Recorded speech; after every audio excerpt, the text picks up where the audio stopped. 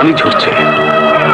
না বড় ভাই না, রক্ত পড়তেছে, এই দেখেন রক্তে আমার বুক ভাসছে গেছে।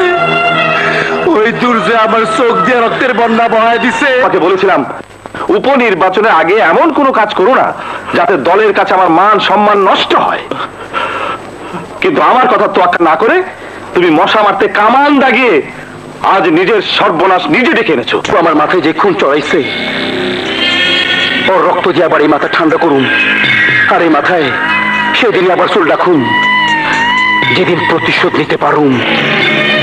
যত সহজে তুমি এই কাজ করতে পারতে এখন তা কঠিন হয়ে গেছে।